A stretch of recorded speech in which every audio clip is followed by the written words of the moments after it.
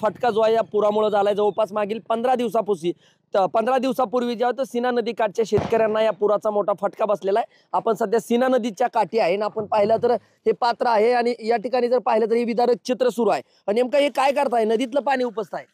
हा नदीतलं पाणी उपसतोय। कशासाठी? पाणीच नाही घरी।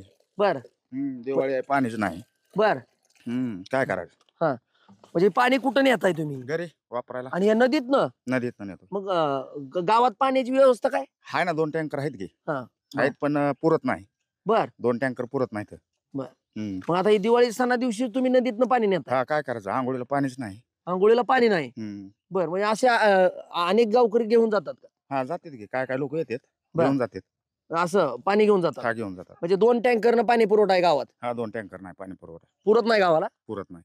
आपण जर पाहिलं असेल तर नदीकाठचे हे शेतकरी आहेत आणि उंदरगाव केवळच्या भागामध्ये जर आपण पाहिलं तर हे शेतकरी पहा का कशा पद्धतीनं जे आहे ते दिवाळीची आंघोळ करण्यासाठी जे आहे ते नदीतल्या पाण्याचा वापर केला जातो। याच नदीच्या आलेल्या पुरामुळे जे आहे तो शेतकरी उद्ध्वस्त होताना आपण पाहिलं असेल। मागील 15 दिवसापूर्वी जर पाहिलं असेल तर याच महापुरामुळे शेतकरी जो आहे तो पुरता उद्ध्वस्त झाला आणि दुसरीकडे याच गावातील शेतकऱ्यांना जे आहे ते पाणी जे आहे ते पूर्णपणे जे आहे ते घेऊन घागरीमध्ये जो आहे ते पाणी बादलीनं भरून जे आहे ते आंघोळीला घेऊन जावं लागतं। हे दुर्दैवी चित्र आहे। आपण जर पाहिलं तर एकीकडे शासन प्रशासन जे आहे ते एकीकडे या शेतकऱ्यांना आधार देण्यासाठी पंचनामे करतायत, व्यवस्था केली जाते, पण दुसरीकडे जर आपण पाहिलं तर ही विदारक अवस्था जी आहे ते आपण या ठिकाणी पाहतोय। माझा सहकारी आपण ज्या पद्धतीने दाखवतोय चित्र ते विदारक चित्र आहे। याच महापुराच्या पाण्यानं जो आहे तो शेतकरी पुरता उद्ध्वस्त झालाय आणि याच शेतकऱ्यांना जे आहे त्या या नदीच्या पात्रातून थेट पाणी घेऊन जे आहे ते आपल्या जे आहे ते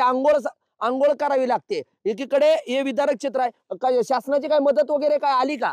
शासनाची मदत आली 10,000 रुपये। हा दुसरे काय नुकसान शेतीचं हाय ना? हा त्याची मदत मिळाली का? त्याची नाही मिळाली अजून। बर आपण जर पाहिलं असेल तर त्याची मदत मिळाली नसल्याची भावना व्यक्त करताना पाहायला मिळत आहेत आणि नदीकाठचा भाग आहे। या ठिकाणी आपण पाहिलं तर मामा देखील बसलेत। मामा काय कशा पद्धतीचं चित्र आहे? आपण पाहिलं असेल नदीकाठचा शेतकरी उद्ध्वस्त झालाय। कशा पद्धतीचं वातावरण आहे? मदत मिळाली आहे का खऱ्या अर्थानं पदरात? होय म्हणता येत नाही, नाही म्हणता येत नाही। हा हं. नाही पण तुम्हाला मिळाली आहे का? कसं आहे मला नाही मिळाली। हा पैसे आलेले नाहीत?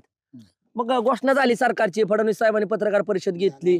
झालं पण नाही मिळाली, त्याला काय करता? हा आपलं त्याच्याविषयी तक्रार बी काय नाही। हा एकीकडे हे उद्योगीने प्रतिक्रिया देत आहेत, एकीकडे म्हणतायत की मिळाली तर नाही पण आपल्याला त्याबाबत काय जास्त बोलायचं नाही। म्हणजे कुठं शेतकरी सुद्धा संभ्रमात आहेत, काय बोलावं माध्यमांना हा देखील त्यांना पडलेला प्रश्न आहे। त्यामुळे एकीकडे शेतकऱ्यांना मदत मिळाली नाही आणि दुसरीकडे हे विदारक चित्र पहा। आंघोळ करण्यासाठी थेट जे आहे ते बादलीमधून घागरीमध्ये पाणी घेऊन जे आहे ते आंघोळीला दिवाळीची आंघोळ साजरी करण्यासाठी ही सीना नदीकाठचे शेतकरी जे आहेत ते चित्र आपल्याला या ठिकाणी पाहायला मिळते। माझा सहकारी कॅमेरा पर्सन बाळकृष्ण गायकवाड समेत संदीप शिंदे, TV9 मराठी, सीना नदीकाठ, माढा, सोलापूर।